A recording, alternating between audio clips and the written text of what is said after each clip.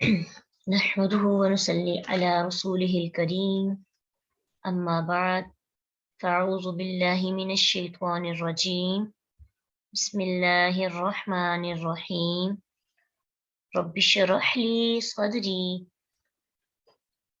ويسر لي أمري واحلل عقدة من لساني يفقهوا قولي رب زدني علما اللهم ربنا زدنا علما.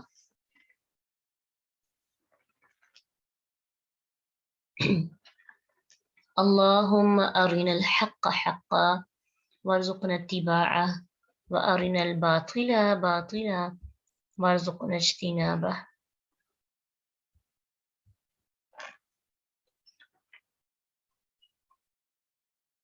واللہ اور اللہ خلقکم پیدا کیا تمہیں اللہ نے ثم پھر یتوفاکم وہ فوت کرتا ہے تمہیں ومیاکم اور تم میں سے من یردو کوئی پھیرا جاتا ہے الی طرف ارذل العمر نکارہ عمر کے لکئی تاکہ لا یعلم نہ وہ جانے بعد علم بعد جاننے کے شیئن کچھ بھی ان اللہ علیم قدیر بے شک اللہ بہت علم والا خوب قدرت رکھنے والا ہے.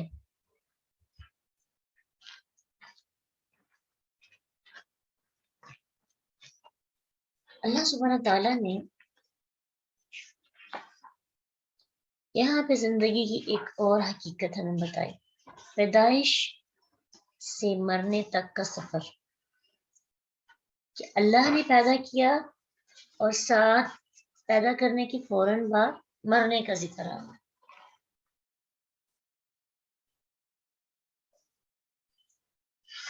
اس آیت میں زندگی کے 5 دور کا ذکر کیے گئے ہیں. سب سے پہلے پیدائش، اس کے ساتھ فوت کرنے کا ذکر فرمایا، باقی ادوار کا بعد میں ذکر کیا، کیونکہ پیدائش کے بعد ہر شخص پر ان تمام ادوار کا گزرنا ضروری نہیں ہے.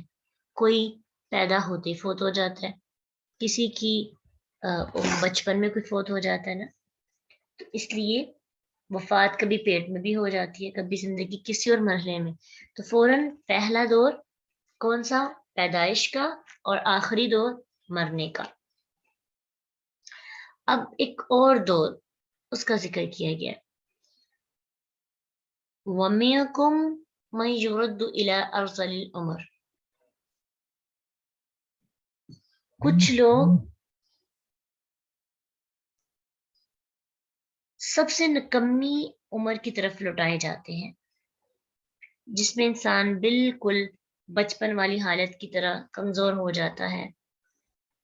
اس کی بے بسی کا عالم یہ ہے کہ اس کے ہوش و حواس سلب ہو جاتے ہیں، جو کچھ سیکھا پڑھا ہوتا ہے، جو زندگی میں گزارا ہوتا ہے، سب بھولنے لگتا ہے، جس کو ہم بڑھاپا کہتے ہیں. ہر کام میں دوسروں کا محتاج ہوتا ہے، چلنے پھرنے میں بیساکھی کے ساتھ چلتا ہے، کمر جھک جاتی ہے، دماغ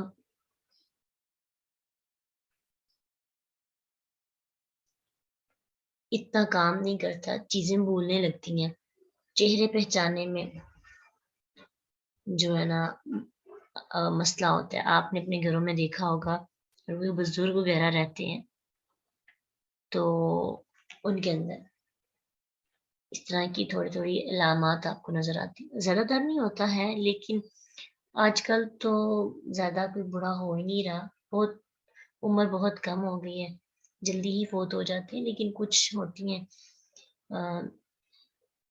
ابھی بھی، تو ان کی بالکل بچوں کی طرح کی عادات ہونا شروع ہو جاتی ہے، جو بچپن میں ہوتی ہے نا وہی. تو بچپن اور ارذل العمر کے درمیان کے مرحلے ذکر نہیں کیے گئے، کیونکہ وہ خود بخود سمجھ آ رہے ہیں. بچپن، لڑکپن، جوانی، کمال قوت کو پہنچنا، ادھر عمر ہو جانا، بڑھاپا، اور آخر میں بڑھاپے کے بعد کی جو عمر ہے نا وہ ارذل العمر، نکارہ عمر.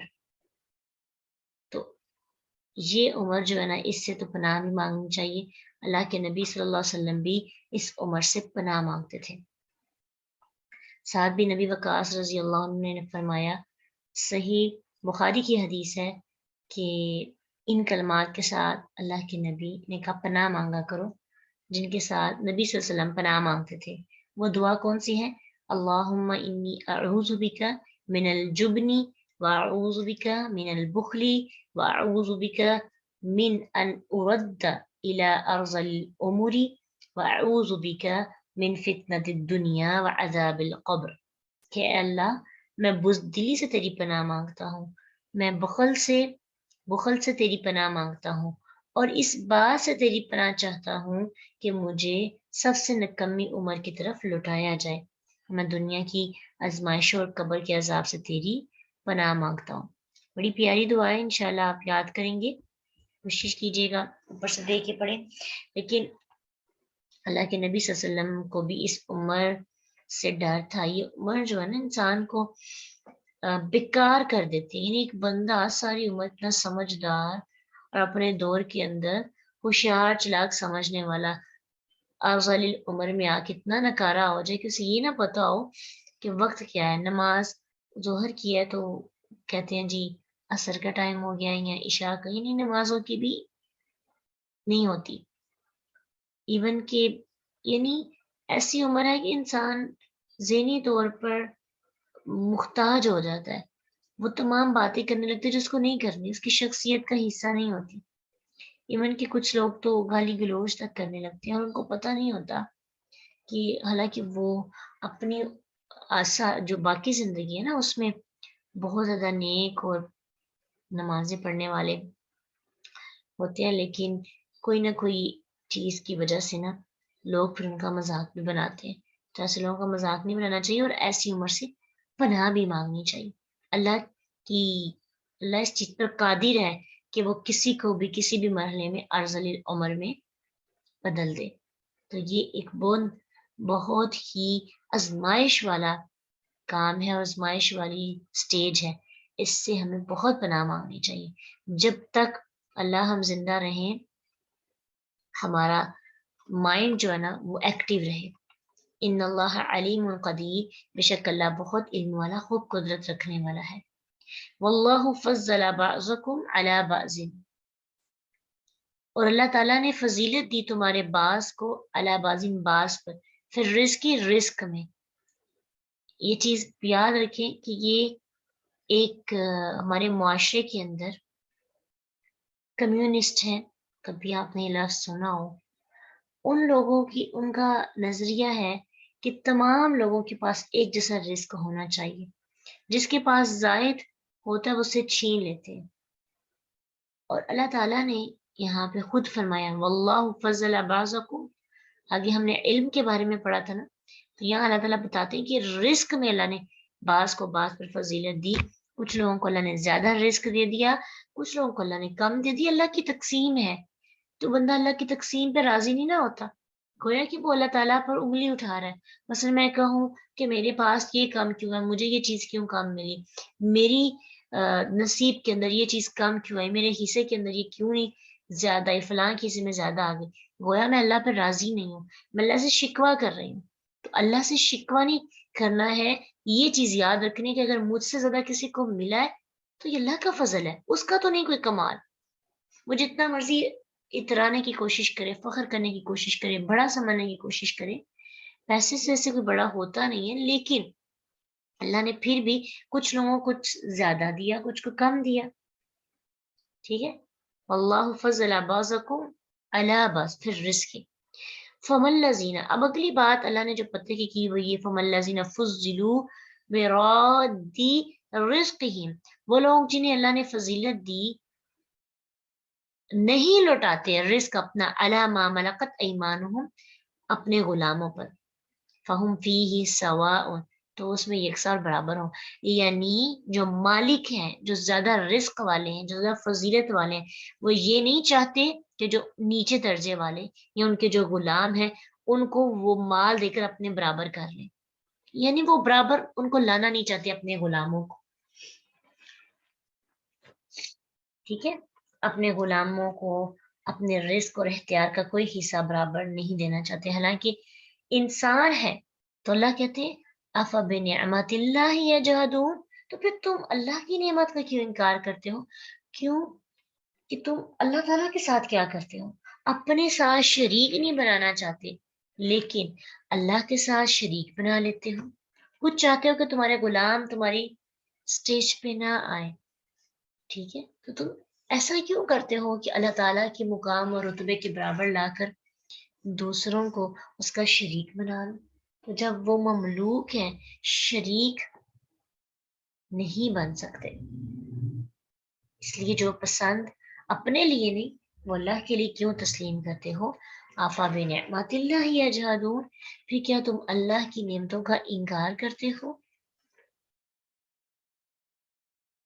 अल्लाह ताला की बात मानने से मुनकिर हो जाते हो?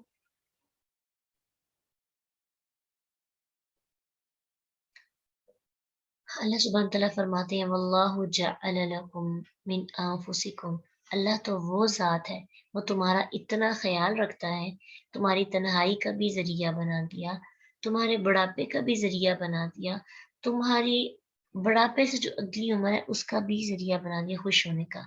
अल्लाह ने बनाया तुम्हारे लिए तुम्हारे नफ्सों से बीवियों, अज़वाजन बीवियों को। बीवियों को क्यों बनाया? तुम्हारी तन्हाई जो है उसको खत्म करने के लिए, तन्हाई और वहशत दूर करने के लिए साथी बनाए, मर्द के लिए औरत, औरत के लिए मर्द। और दूसरा वो साथी ऐसा है कि जो तुम में से है, यानी तुम्हारा हम जिन्स है, क्योंकि दूसरी जिन्स से अगर वो साथी हो तो इंसान इतनी जल्दी मायूस नहीं होता और ना ही सुकून मिलता है। अल्लाह हमारे जो वालिद माजिद आदम अलैहिस्सलाम है, वो जन्नत में ही थे और जन्नत में रहने के बावजूद सुकून उनको तभी हासिल हुआ जब उन्हें अपनी हमजिन्स बीवी मिली, ठीक है? तो पता चलता है कि जिंदगी जितनी भी खूबसूरत और हसीन क्यों ना हो जाए, लाइफ पार्टनर साथ हो, अल्लाह ताला उससे इंसान को ज्यादा सुकून अता करते हैं। यानी माल और दौलत और इल्म और रुतबा और मुकाम इंसान की तन्हाई को दूर नहीं कर सकते। इंसान की तन्हाई को दूर कौन करता है? अज़वाजन, स्पाउस, उसका लाइफ पार्टनर, मर्द के लिए औरत, औरत के लिए मर्द। और उसमें क्या क्वालिटीज होनी चाहिए? वो हम जिन्स हो, और भी बहुत सी क्वालिटीज होनी चाहिए, लेकिन जो एक फितरती तौर पर क्वालिटी है कि इंसान किसी जानवर से शादी नहीं कर सकता, इंसान किसी जिन से शादी नहीं कर सकता। ये जो कहानियां बनी ये अफसाने हैं कि जिन्नों से शादी की और फिर उनकी औलाद हुई, ऐसा नहीं, ठीक है? तो अल्लाह ने एक तो जिक्र किया वल्लाहु जअल लकुम मिन अनफुसिकुम अज़वाजा, अल्लाह ने तुम्हारे लिए तुम्हारे नफ्सों से बीवियों को बनाया। वजाल लकुम मिन अज़वाजिकुम, और इसने बनाया तुम्हारे लिए तुम्हारी बीवियों से बनीन बेटों को। अल्लाह ने फिर उनसे तुम्हारे लिए बेटे पैदा किए। वह हफादतन, और पोतों को पोते भी दिए। अब यह है कि अगला स्टेप बाकी आता है। इंसान की जब निकाह होता है, रिलेशन बनता है, तो अगली खुशी यानी बीवी के साथ भी खुशी फिर तब होती है जब औलाद की नेमत से अल्लाह नवाजते हैं। औलाद की नेमत से नवाजते हैं, बुढ़ापे में खुशी का बायस और सहारा बनते हैं औलाद, और पोते पोते फिर और खुशी का बायस बनते हैं। और चौथी नेमत का अल्लाह ने जिक्र किया वरज़क़कुम मिनत तय्यिबात, और अल्लाह ने रिस्क दिया तुम्हें पाकीज़ा चीजों में से, जिंदगी की हर जरूरत के लिए पाकीज़ा रिस्क अता फरमाया। अल्लाह की नेमतें हैं। पीछे कहा ना अफ़ा बिनिअमतिल्लाहि यजहदून, क्या तुम फिर अल्लाह की नेमतों का इनकार करते हो?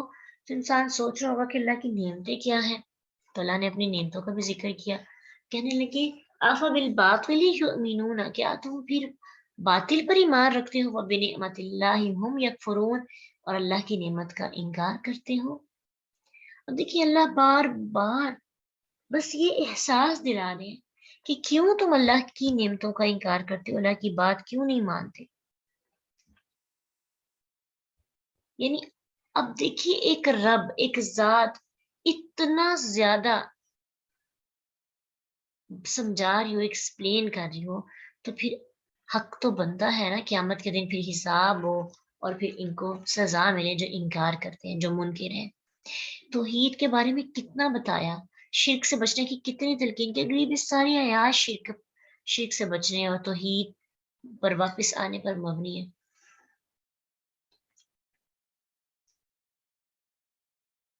تو اگر انسان ان سب کو پڑھنے کے باوجود بھی شرک جیسی بری خصلت اور توحید پر نہ آئے اور اللہ کی بات نہ مانے, اللہ کی آیات کا انکار کرے, اللہ کی نعمتوں کا انکار کرے, جو اللہ نے نعمتیں پاس دی ان کو دیکھنے کی بجائے لا حاصل کے پیچھے بھاگے, تو پھر تو یہ ہے نا کہ اللہ نے جو دیا اس کو ہم دیکھتے نہیں, جو نہیں دیا اس کو دیکھتے ہیں. اپنی نعمتیں تلاش کرتے رہنا چاہیے اور اللہ سے دعا بھی کرتے رہنا چاہیے, اللہ ان نعمتوں کو ہمیشہ ایسی رکھے اور ہمیں اچھی زندگی گزارنے والوں میں شامل کریں. یہاں پہ نا پچھلی آیت سے ریلیٹڈ ایک بات ہے, تو وہ آپ نے نوٹ کرنی ہے. ارذل العمر کے بارے میں اہل علم کہتے ہیں کہ با عمل علماء ارذل العمر سے محفوظ رہتے ہیں. با عمل علماء یعنی وہ بڑھاپے میں پہنچ بھی جاتے ہیں, بڑھاپے کی اگلی عمر بھی. ابھی کچھ دن پہلے ایک عالم ان کی ڈیتھ ہوئی ہے, آئی تھنک 80+ ان کی ایج ہے, 80 سے ہاں ابو بھی ہے, اور ابھی تک وہ ینگ لگتے ہیں, لیکچرز دیتے رہے, تلاوت کرتے رہے. کوئی کسی قسم کی, یعنی بڑھاپے میں انسان کے الفاظ کی صفائی ختم ہو جاتی ہے نا, بالکل بھی ایسے نہیں ہوا. تو اگر ہم چاہتے نا کہ اگر ہماری ایج بھی زیادہ ہو اور اس عمر تک بھی نہ پہنچے, تو با عمل علماء کی صف میں اللہ ہمیں شامل کرے. ان کی عمر زیادہ ہو بھی تو ان کی عقل اور حافظہ قائم رہتا ہے. اس کا اشارہ سورۃ 3 کے اندر ہے کہ بعض تفاسیر میں ملتا ہے ثم رددناہ اسفل سافلین الا الذین آمنوا وعملوا الصالحات, کہ ہم نے اسے لٹا کر نیچوں میں سب سے نیچا کر دیا, لیکن استثناء ہے مگر الا الذین آمنوا وعملوا الصالحات, مگر وہ لوگ جو ایمان لائے اور انہوں نے نیک عمل کیے وہ اس سے نکل جاتے ہیں, وہ نیچوں میں نہیں جاتے. تو یہ ایک پوائنٹ ہے, یہ ہمارے ذہن میں ہونا چاہیے. آپ کے ذہن میں بھی ہوگا کہ کچھ لوگ بڑے بوڑھے ہو جاتے ہیں پھر بھی ان کا دماغ جو ہے نا وہ ٹھیک رہتا ہے. یہی ہے جو علم عمل والا ہوتا ہے نا اس میں.